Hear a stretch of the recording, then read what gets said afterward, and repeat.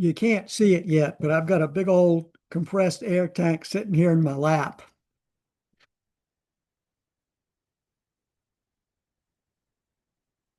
Now, the reason I've got this compressed air tank in my lap is that this is a module on pressure, and I want to give you a demonstration of how pressure gauges work and so that you can see these with your own eyes. Now, look at the, before we even get started, you tell me what, here's a pressure gauge and I see it's calibrated in PSI, that's jargon for pounds per square inch, but what's it reading? You see that right now it's reading zero. It's reading zero right now. Here's the pressure tap right here. But that's going to be what I want to show you once we've gotten started. So let's go ahead and get started. And the sooner I can do the show and tell, the sooner I can get this heavy compressed air tank out of my lap.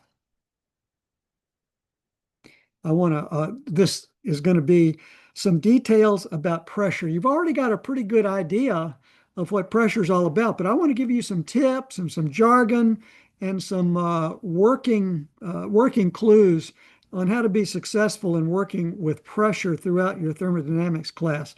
Now, I've tried to clip slides out from these two videos, but I want to make you aware of them anyway.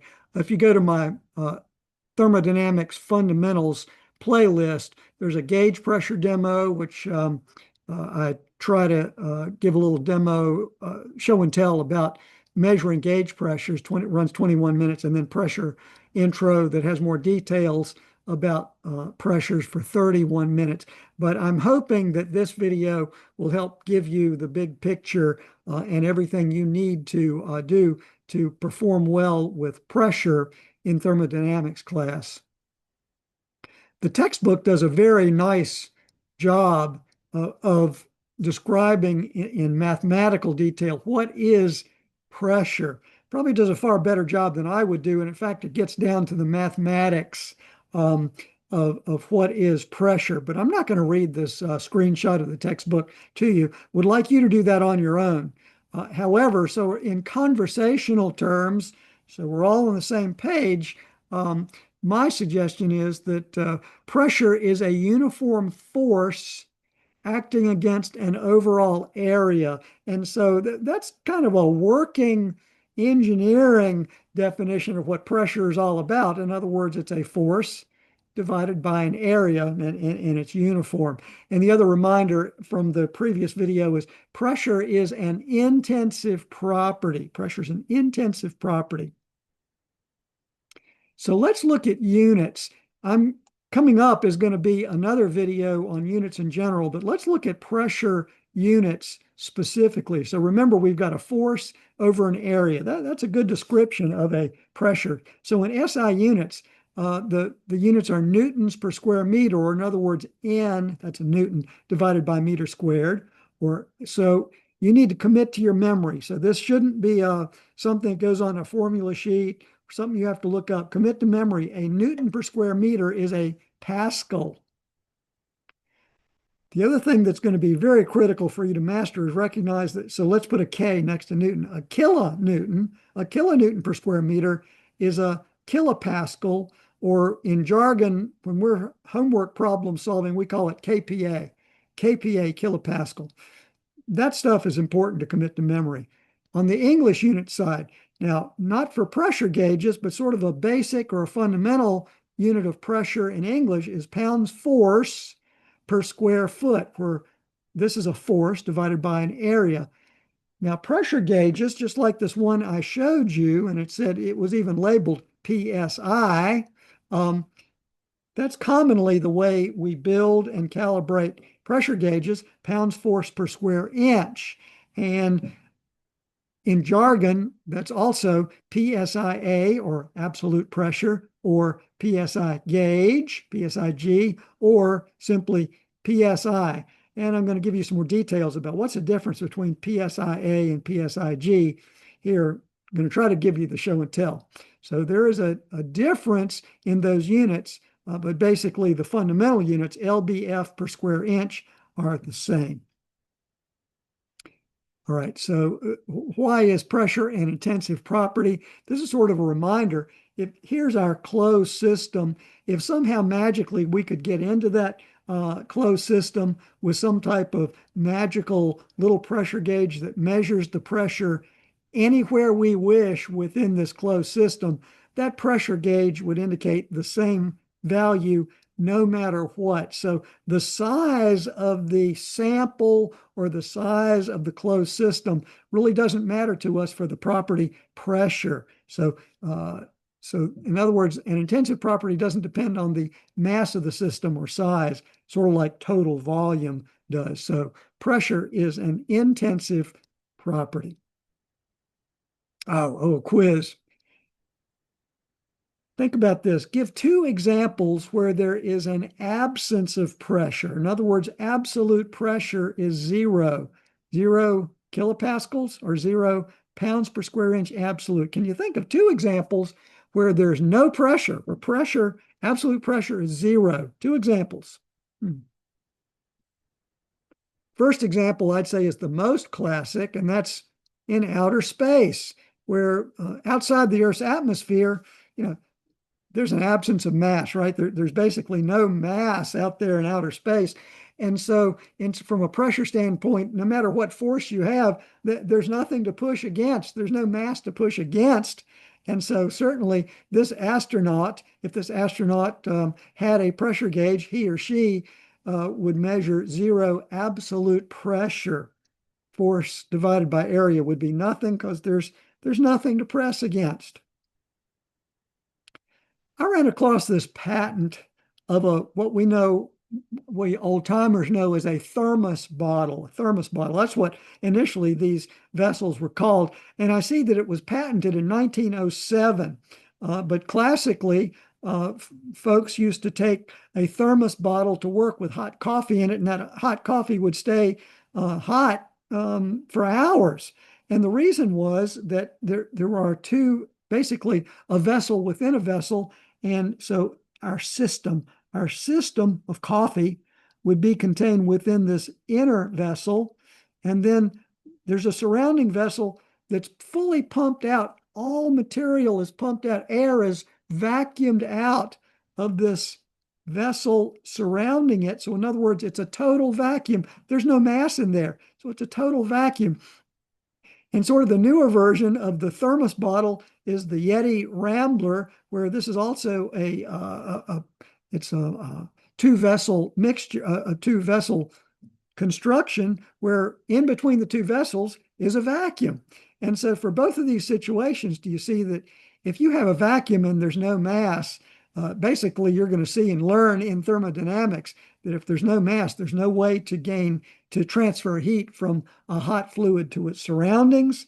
And that's why these two pieces of equipment work so well in terms of keeping the material inside the vessel hot or cold. Well, anyway, just recognize that the vessel within the vessel is a total vacuum, zero absolute pressure. So let's try to understand graphically the difference between absolute pressure and gauge pressure. And I'm just trying to, so there's no numbers crunching here. I'm trying to depict. So if this bottom line is the absence of pressure, or in other words, zero absolute pressure, or kind of like outer space, pressure in outer space, do you see that the absolute pressure, this amount right here, that number would express the pressure above the absence of pressure. However, a gauge pressure expresses the pressure above the pressure of the surroundings, or in other words, 1 atmosphere. Here's my surroundings. I'm waving my arms around my surroundings. And the pressure of the atmosphere for us, let's just call it 1 atmosphere. We're going to find out that's about 101 kPa, but recognize this is 1 atmosphere floating around us. And gauge pressure is a number that expresses pressure above the pressure of the surroundings. It's simple as that. Here is my thing. Here is my signal to go live to try to give you a show and tell. So I'm going to stop sharing. I'm a little awkward here. I'm stopping sharing. So now I'm back to full screen. Here I am. And let's read this pressure gauge. So here's our pressure tap right here. Okay. Let's see if we can read this. I see that, darn it. I'm trying to get it to come into focus for you.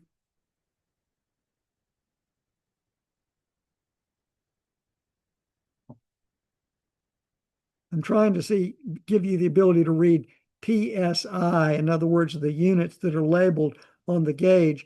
You can see the numbers, okay? But particularly, what's our pressure gauge reading right here? I see it's dead zero. It's dead zero. So we're reading zero gauge pressure because we're measuring the pressure of the atmosphere, our surroundings, zero gauge pressure. Oh, another thing that I need to point out, there's a little stop on this gauge. There's no way the dial can go below zero on this gauge. This gauge does not have the ability to measure a negative number. It can't measure anything below zero, but it can measure up to 100 PSI gauge pressure.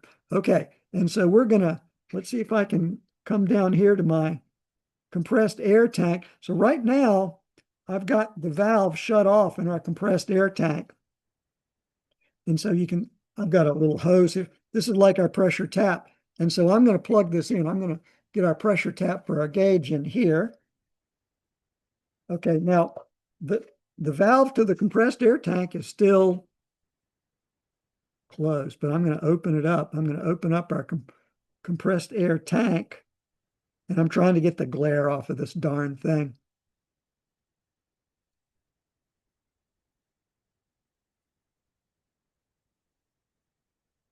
Wow, okay. So our pressure gauge is reading about 95 PSI. That's a pretty good look at it there on the screen, isn't it? About 95 PSI. In other words, the gauge pressure inside this tank is 95 PSI gauge. Okay, so that's my show and tell. Now, okay, so I'm gonna close my compressed air tank, and I'm gonna try to release my pressure gauge. I got it. And I'm gonna get this out of my lap.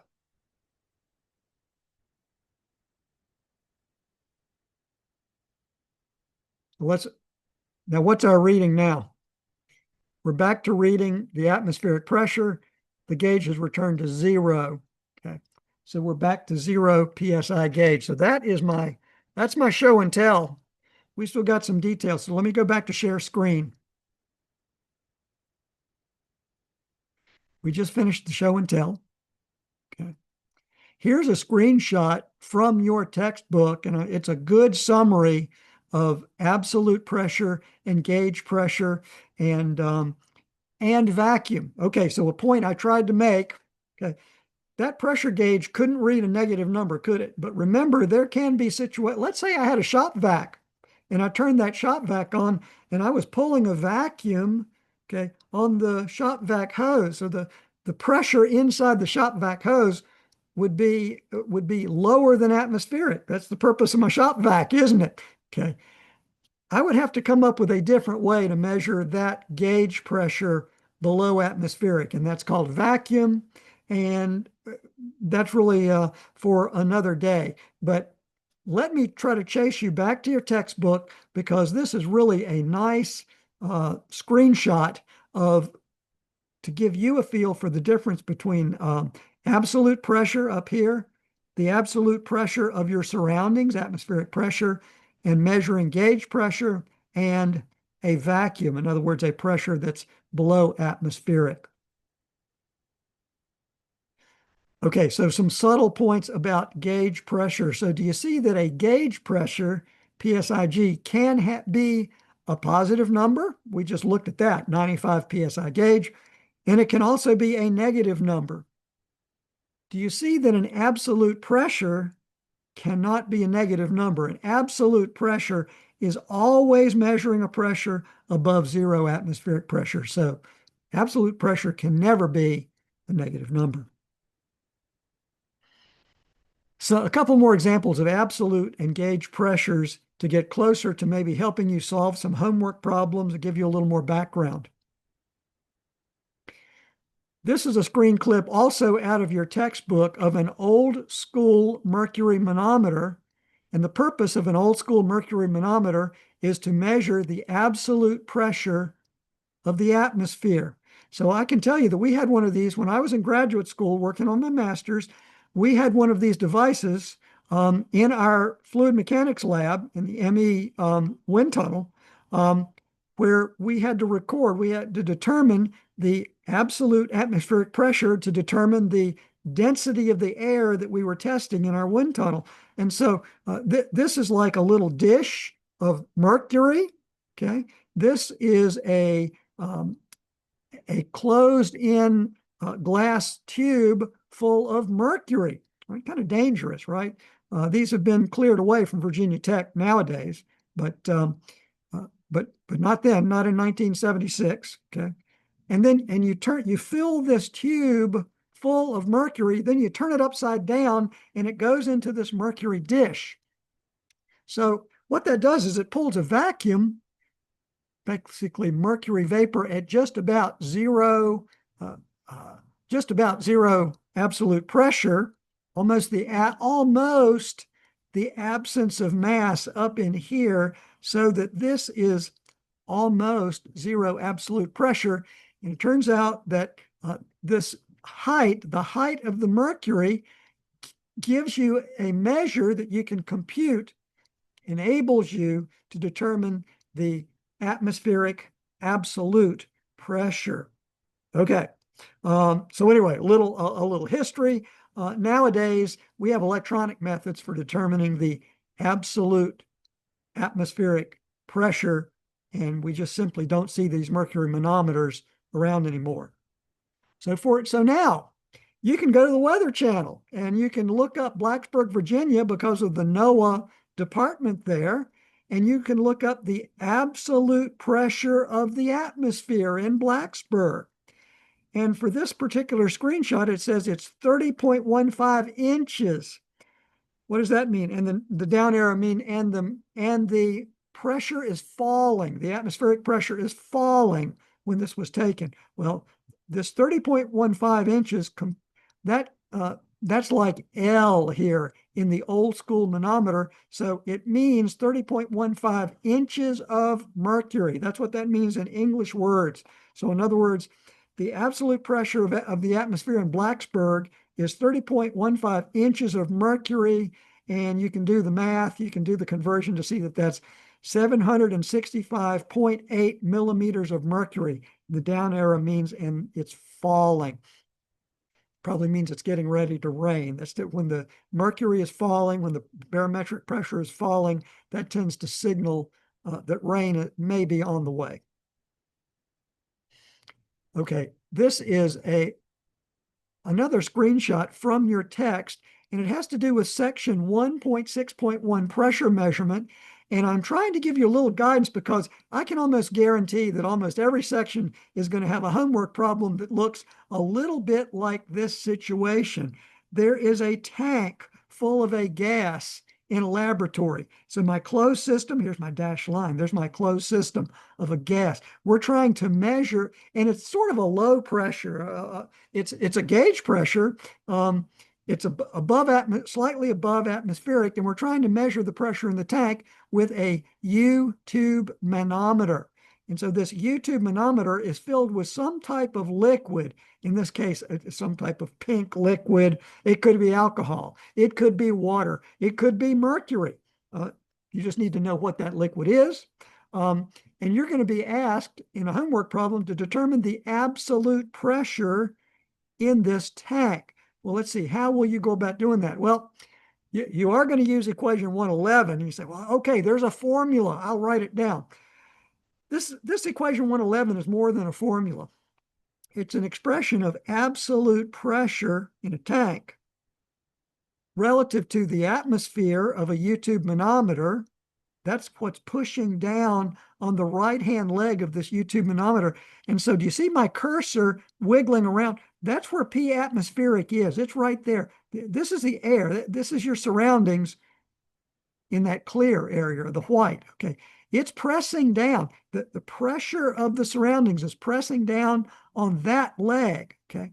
But do you see there's enough pressure in this tank that's pressing down on the left side, the left leg of the manometer, with a higher pressure? Your common sense tells you it must be higher pressure because the pressure in the tank is trying to drive that liquid level up by the amount of L. And so your equation 111 says the absolute pressure in the tank at point A equals, well, the right-hand side, P atmospheric plus the pressure due to this column of liquid, rho times G times L, where rho is the density of the manometer fluid, rho, density, G, the acceleration to gravity. Typically, we're on Earth, right? We engineers nearly always solve problems on Earth. It's very few of us are solving problems on the moon or elsewhere. So you're very well entitled to use G of 9.8 meters per second squared, even if you're not given that in a problem statement. That's fair game, using G of 9.8 meters per second squared, and then L, the height of the manometer fluid, in meters. And so that's what's going to lead you to solving your homework problem.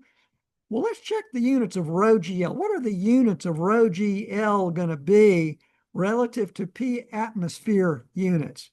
Let's do some unit checking right here, even before we go to the units video. Let's see, rho, kilograms per cubic meter. G, meters per second squared. L, meters. So if I see a kilogram, I see a meters cubed in the denominator, and I see a meter squared in the numerator, second squared in the denominator. And so do you see that I'm coming up with units, kilograms per meter second squared? Ugh. We got to kind of get clever as engineers to see, but that doesn't make any sense to me from that screen, that slide I showed you about pressures. That doesn't look like a pressure at all.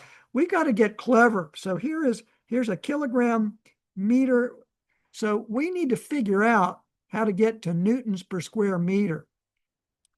If I study on this thing, I see that what I need to do is multiply this expression by meters over meters. That's like one. A meter over a meter, that's like unity. So what I did was, in my in this work, I put a meter up here and I put a meter down in the denominator. Meter times meter in the denominator is meter squared. And so now, I've got in my numerator kilogram meters per second squared. That is a Newton, and a meter squared in that per meter squared, and that's a Pascal. That's a Pascal. So rho GL with these inputs, new numbers and units, are going to give you units of pascals. And looking ahead, it does turn out that P atmospheric is going to be given to you in kPa. It's typically going to be 101 kPa. So be aware in your homework solutions that when you do this rho GL trick, you're going to get pascals. Over here, you're going to be given 101 kPa. So be very careful. You see where I'm headed on this? Careful with your units. This is a busy slide, but very worthwhile, because I want to point out to you what you're going to use most of the time in this class. Here's a screen clip from your one-page conversion factors page that you should be able to get out of your book. 1 atmosphere is equivalent to this many bars, whatever a bar is, a measure of pressure. A bar, it's a measure of pressure. It also equals 14.7 pounds per square inch. That's 1 atmosphere. It's also equal to 760 millimeters of mercury, like the old school manometer. All right. So 1 atmosphere, spelled out in words, is 1 atm. That is a measure of pressure. That's the nominal pressure of the surroundings at sea level, isn't it? 1 atmosphere. So using our conversions, 1 atmosphere is 1.01325 bar. That's also equal to 101 kPa. And so what I want to communicate to you is, in this class, you're going to be given 1 atmosphere, but you're going to quickly need to translate that into kPa. So that's something probably that is worth committing to memory. Another thing to commit to memory is that one bar measure of pressure is 100 kPa. One bar is 100 kPa of pressure. The other stuff is nice and pretty for a slide. If you want to pause this, it's nice to sort of visually see it. But look, what I've circled is what you're going to be using most in this class. 1 atmosphere is going to be 101 kPa. Let's make some statements. Here's a little visual exercise. I've got this tire. It's a wheelbarrow tire, and I've hooked a pressure gauge up to it to measure the pressure inside this tire. And this is a screenshot of what I got. And you can look at the blue number, the inside numbers, the blue and the black, that's in kPa. So in other words, it's 100 kPa, 200 kPa, 300, 400, 500, 600 kPa. The right-hand side scale in red, that's pounds per square inch. So I've got 25, 50, and 70 pounds per square inch. Let's just make some statements about what this pressure gauge is reading for this wheelbarrow tire. The gauge pressure in the tire is 33 psig. So that's the right way to write that out. So I looked at my dial, I wrote down 33 psig. In thermo class, you're always going to be you need to work in absolute pressure. And so the absolute pressure inside the tire is going to be nominally 14.7, that's 1 atmosphere, psi, plus 33 is 47.7 pounds per square inch absolute. So that's a way to express the absolute pressure in English units for this wheelbarrow tire. In SI units, the gauge pressure inside the tire is 240 kPa gauge pressure. So therefore, let's see, my surroundings about 101 kPa. So I'm going to add 240 and 101 to get the absolute pressure inside this tire is 341 kPa, absolute pressure. If you can sort of master this, you're going to really help sail through this class. You might have wondered, how does this thing work? How does this pressure gauge work? What's inside the housing of this gauge? Well, what's inside the housing of this pressure gauge with this dial that simply rotates is what's called a board-on tube. And we call this gauge a board-on tube pressure gauge. And so this would be like our gauge that was hooked up to our compressed air tank. So this would be like the compressed air tank. Okay.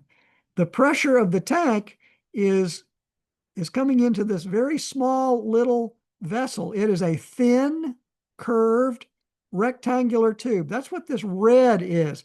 It's made out of metal, but it's a tube. It's a rectangular tube. And so do you see that as the pressure gets higher, remember we started at 0 and the dial started moving to the right to 95. As the pressure got higher, this tube tried to start straightening out. It tries to straighten out because the pressure is higher. And you see that as it tries to straighten out by this little precise linkage, it's hooked up to the dial, and that's what's making the dial move back and forth. And so that's what's inside a very traditional pressure gauge. If you haven't seen one of these, I can assure you that in your engineering practice, you're going to see probably a lot of pressure gauges. And so this is what's inside a dial pressure gauge called a board-on tube pressure gauge.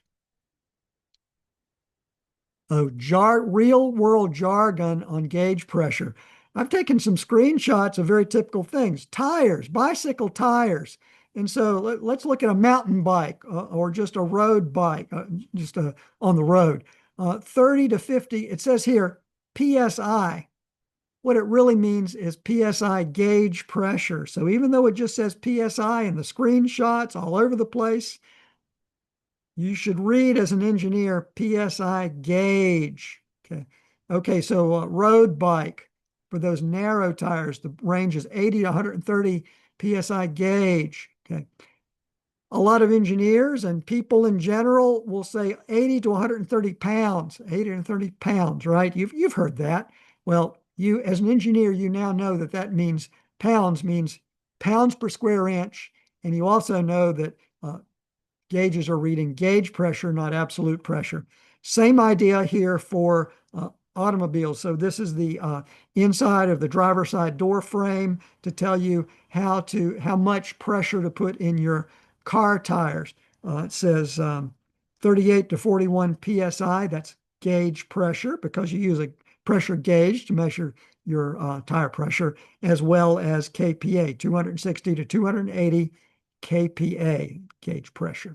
Okay, I hope that jargon helps kind of link thermodynamics class with the real world. So here's a key to keeping your unit straight. So big green check. In your work, you're going to be writing down P equals 101 kPa. That might be for absolute pressure of the atmosphere. You do not write down P equals 101. That's like kiss of death. That really is going to hurt you, especially in terms of the way your performance is reviewed, as well as keeping yourself straight in solving problems. To make you feel a little better, after you get through chapter one, and you get through your homework problems on these gauge and absolute pressure exercises, the YouTube manometer stuff, gauge pressure, absolute pressure calculation, you're probably going to have a quiz on that. You might have a problem on test one related to gauge and absolute pressure. But once you get through that, it's smooth sailing in terms of you're nearly always going to be provided with absolute pressures. So to make you feel a little better, you're not going to be struggling with this gauge versus absolute pressure for much longer. But you do have to master it because you got to get out in the real world and be very familiar with the difference between gauge pressures, what you measure with these pressure gauges, and immediately switching that over into absolute pressure, which in the real world you're never provided with. You're never provided with absolute pressure in the real world or the working world. In thermodynamics classes, you're nearly always provided with absolute pressure. Okay, so I've drug you through a lot of details. I hope that that's helped to prepare you for some problem solving. What's our recap? Pressure is an intensive property. Intensive property. Gauge pressure is measured by a pressure gauge. Duh. Okay. Also, then absolute pressure, what you need to be working in thermodynamics problem solving is gauge pressure plus the absolute pressure of the surroundings, the absolute atmospheric pressure. I hope that gives you a little better feel for working with pressure, homework problem solving that's coming up, and feeling a little more comfortable with dealing with pressures that you probably had a pretty good knowledge about already. Next video coming up is details about volume and density. Okay, I hope that helps, and please keep watching the videos to help supplement your classroom attendance, your asking questions in class, and keeping up with your textbook readings. Hope to see you again soon.